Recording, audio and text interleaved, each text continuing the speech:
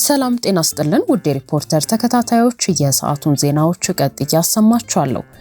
ገዢው ፓርቲ ብልጽግና ለአዲስ አበባ ከተማ ከተደለደሉ 23 የህዝብ ተወካዮች ምክር ቤት ወንበሮች መካከል በ20ዎቹ የሚወዳደሩ እጩዎችን በማቅረብ በቀሪዎቹ 3 ወንበሮች ተቃዋሚ ፓርቲዎች እንዲወዳደሩበት መተው ታውቋል። ብልጽግና የዛሬ 5 ዓመት በተካሄደው 6ኛው ጠቅላላ ምርጫም ተመሳሳይ ተግባር መፈጸሙ ይታወሳል። ብልጽግና ባለፈው ምርጫ ለአዲስ አበባ ከተማ ያቀረባቸው እጩዎች 22 የነበሩ ሲሆን እጩ ባላቀረበበት በአንዱ የምርጫ ክልል በአሁኑ ወቅት የጠቅላይ ሚኒስትሩ የማህበራዊ ዘርፍ አማካሪ የሆኑት ዳንኤል ክብረት በግል ተወዳድረው ማሸነፋቸው ይታወሳል። ገዢው ብልጽግና ፓርቲ አዲስ አበባ በህዝብ ተወካዮች ምክር ቤት እንዲወክሉ ያቀረባቸው እጩዎች በየካ ክፍለ ከተማ የጤና ሚኒስትሯ ዶክተር መቅደስ ዳባ፣ የአዲስ አበባ ኢንቨስትመንት ኮሚሽነር ወይዘሮ አይሻ መሐመድ እንዲሁም የአካባቢ ጥበቃ ባለስልጣን ዋና ዳይሬክተር ዶክተር ለሊሴ ነሜ ይጠቀሳሉ። የውጭ ጉዳይ ሚኒስትሩ ዶክተር ጌዲዮን ጢሞቴዎስ በአራዳ ክፍለ ከተማ ለህዝብ ተወካዮች ምክር ቤት እጩ ሆነው የቀረቡ ሲሆን በዚሁ ክፍለ ከተማ ዶክተር ሳሙኤል ክፍሌ ማለትም የአዲስ አበባ ዩኒቨርሲቲ ፕሬዝዳንቱ ብልጽግና ፓርቲን ወክለው ቀርበዋል። በአዲስ ከተማ ክፍለ ከተማ አሁንም የህዝብ ተወካዮች ምክር ቤት አባል ሆኖ የሚገኘው መሐመድ አልአሩሲ የገቢዎች ሚኒስትር ዴኤታ ከሆኑት ወይዘሮ ያስሚን ወሃብ ረቢና ከአቶ ሳምሶን ወንድሜነ ጋር ለህዝብ ተወካዮች ምክር ቤት እጩ የሆኑ ሲሆን የመንግስት ግዥና ንብረት አስተዳደር ዋና ዳይሬክተር ሆነው እያገለገሉ የሚገኙት ወይዘሮ መሰረት መስቀሌ ከአቃቂ ቃሊቲ ክፍለ ከተማ የገዢው ፓርቲ ብቸኛ እጩ ሆነዋል። በተመሳሳይ ከቦሌ ክፍለ ከተማ የመንግስት ኮሚኒኬሽን አገልግሎት ሚኒስትሯ እናታለም መለሰ ለህዝብ ተወካዮች ምክር ቤት ብቸኛ የብልጽግና ፓርቲ ተወዳዳሪ መሆናቸውን የፓርቲው መረጃዎች ያመለክታሉ።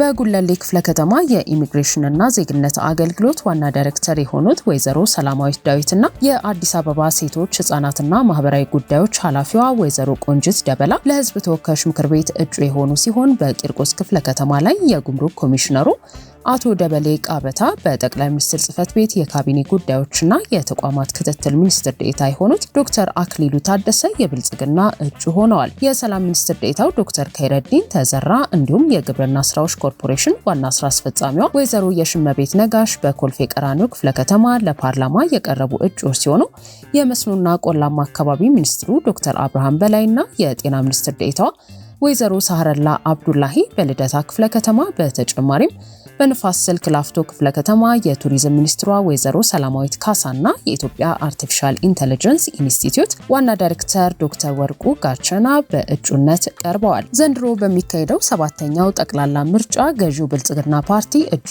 ያላቀረበባቸው 3 የምርጫ ክልሎች ወይንም የፓርላማ ወንበሮች በጉለሌ፣ በቂርቆስና በንፋስ ስልክ ላፍቶ ክፍለ ከተሞች የሚገኙ ምርጫ ክልል 11፣ ምርጫ ክልል 18 እና ምርጫ ክልል 23 መሆናቸው ታውቋል። እስካሁን ባገኘነው መረጃ በእነዚህ ብልጽግና በማይወዳደርባቸው 3 የምርጫ ክልሎች ለመወዳደር እጩ ካስመዘገቡት ተቃዋሚ ፓርቲዎች መካከል ኢዜማና ትብብር ለኢትዮጵያ አንድነት ይገኙበታል።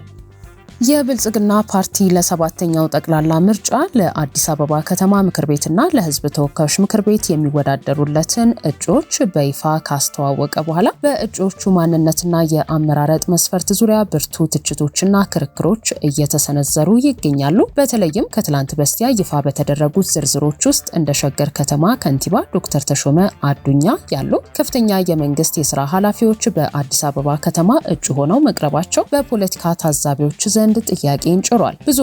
አንዳንዶቹ እጩዎች የአዲስ አበባ ተወላጅ አይደሉም፣ በትምህርት ዝግጅታቸውም ቢሆን ከተማዋን ለመወከል ብቁ አይደሉም በሚሉ ትችቶች ተስተውለዋል። ይህ ሁኔታ የውክልና ትርጉሙ ምንድነው? አንድን ማህበረሰብ ለመወከል በዚያ አካባቢ መኖር ወይንስ መወለድ ነው መስፈርቱ? የሚሉ መሰረታዊ ጥያቄዎችንም አስነስቷል። ይህንን መነጋገሪያ ጉዳይ መነሻ በማድረግ አንድ እጩ ሊወክል በሚፈልገው የምርጫ ክልል ለመወዳደር በህግ የተቀመጡት መስፈርቶች ምን ይመስላሉ የሚለውን ነጥብ በዝርዝር ለመፈተሽ ከህግ ባለሙያው አቶ አበባው አበበ ጋር ቆይታ አድርገናል። አቶ አበባው በኢትዮጵያ የምርጫ የፖለቲካ ፓርቲዎች ምዝገባና የምርጫ ስነ ምግባር አዋጅ ቁጥር 1112/2011 ላይ የተቀመጡትን እንደ የመኖሪያ ጊዜ፣ የትውልድ ቦታና እድሜ ያሉ መስፈርቶችን በማንሳት አሁን እየቀረቡ ያሉ ትችቶችን ከህግ አንጻር እንዴት መመልከት እንደሚቻል ሰፋ ያለ ማብራሪያ ሰጥተዋል።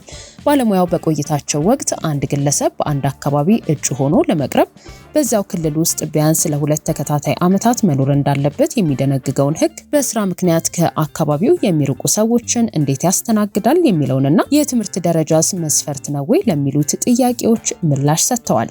በኢትዮጵያ የምርጫ የፖለቲካ ፓርቲዎች ምዝገባና የምርጫ ስነ ምግባር አዋጅን ስናይ በአንቀጽ 31 ላይ ለእጩነት የሚያበቁ መመዘኛዎች ምንድናቸው ስንል ማንኛውም ሰው ነው የሚለው። እንስሳ አይሁን እንጂ ማንኛውም ሰው የተማረ ያልተማረ ምናምን የከተማ ሰው የገጠር ሰው የዚህ ብሔር ምናምን አይልም። ማንኛውም ሰው ኢትዮጵያዊ ዜጋ የሆነና ለመመረጥ የተመዘገበ ከሆነ እጩ ሊሆን የሚችልበት አግባብ እንዳለ ይናገራል። ሌላኛውን ከምዝገባው ዕለት ወይንም በምዝገባው ዕለት እድሜው 21 ወይም ከዛ በላይ መሆን አለበት።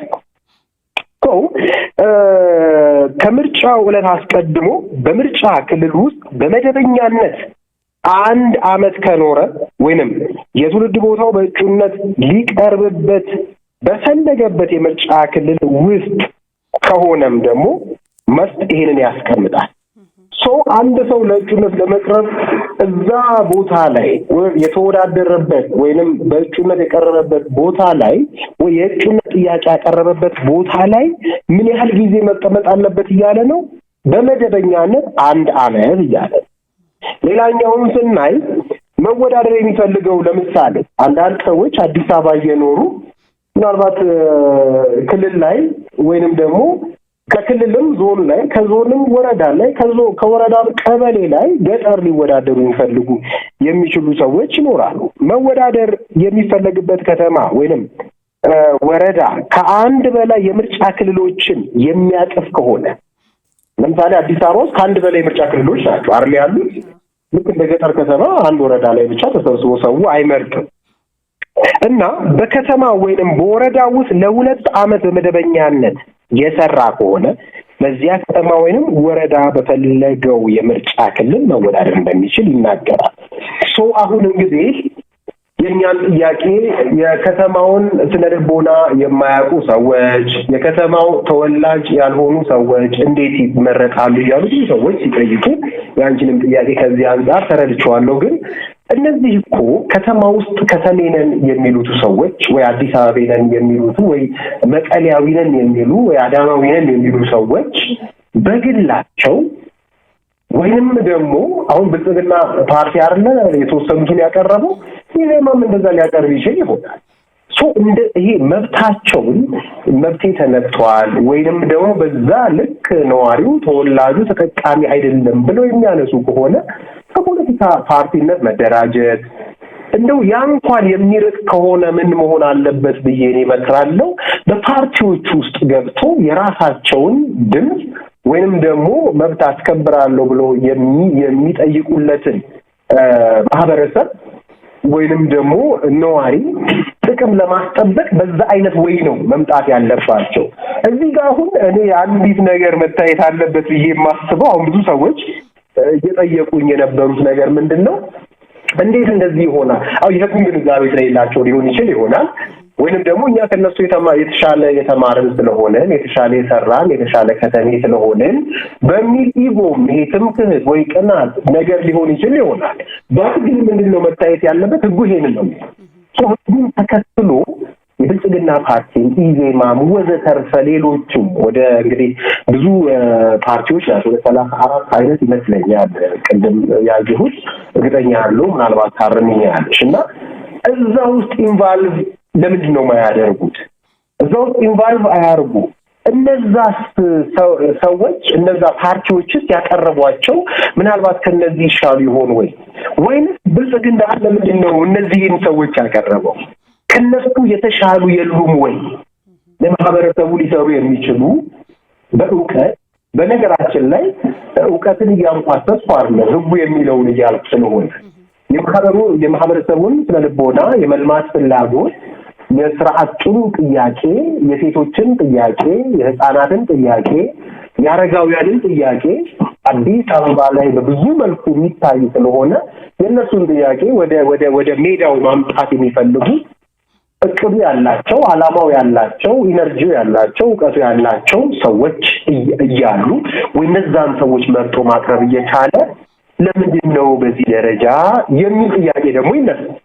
አዲስ አበባ ላይ የሚኖሩ ልጆች አዲስ አበባ ተወላጆች እውነት ለመናገር አሁን አዲስ አበባ ተወላጅ ሲሆን እዛ ጋር በራሱ ሊቀይር የሚችለው ነገር አለ ወይ ከፓርቲው እውቅና አቋም ውጪ የሚለውንም ደግሞ ማየት ይገድላል። አሁን በግዱ ከሆነ የተወዳደረው ወይም እዛ ውስጥ ገብቶ ቻሌንጅ ሊያደርግ ይችላል። ግን በፓርቲ ማዕቀፍ ለምሳሌ ብልጽግናን ወክሎ አዲስ አበባ ውስጥ የተወለደ ልጅ አንድ አይደለም 11 ቢወዳደሩና ቢመረጡ እንደው ለሰፈሬ ብቻ እንደው ይሄ መሆን አለበት ብለው ፑሽ አድርገው የሚያስተካክሉት ነገር ይኖራል ወይ? የአሰራር ስርዓቱ የፓርቲ ማዕቀፍ አይደለም ወይ የሚል ነገር ደግሞ ያስነሳል። ግን እውቀት ያላቸው ልምድ ያላቸው ልብ ያላቸው ለማህበረሰብ የመስራት ፍላጎት ያላቸው ልጆች ቢሆኑ ደግሞ ይመረጣል። ኦፍኮርስ መማር ዝም ብሎ ይመጣም ስላልሆነ ዝም ብለሽ የምትሸለሚው አይደለም።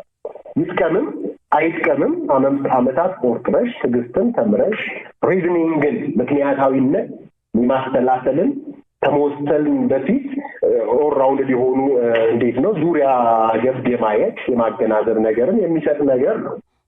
የዓለም አቀፍ መስፈርት ነው። ይሄ ከሆነ ከዚህ ቀደምስ እንደው አሁን ይሄ እጩ ሲመጣ ወይም የተወሰኑ እጩዎች ሲመጡ ተጮኸ እንጂ ከዚህ በፊት ያለው ነገር ምን ነበረ ብለን ብናስብ እንደ ቅድሙን ተረት መናገር አይሆንብኝ እንጂ የተለመደ ነው። ማንም ይሁን ማን ዓላማና ስትራቴጂውን ያስፈጽም እንጂ ሚኒስትር መሆን ይችላል ነው። ቢኮዝ ሚኒስትር ብትሆኝ በራስሽ የምትወስኝ የለም፣ የፓርቲ ውሳኔ። ውድ ሪፖርተር ተከታታዮች የሰዓቱ ዜናዎቻችን እነዚህ ነበሩ። ስላደመጣችሁን ከልብ እናመሰግናለን።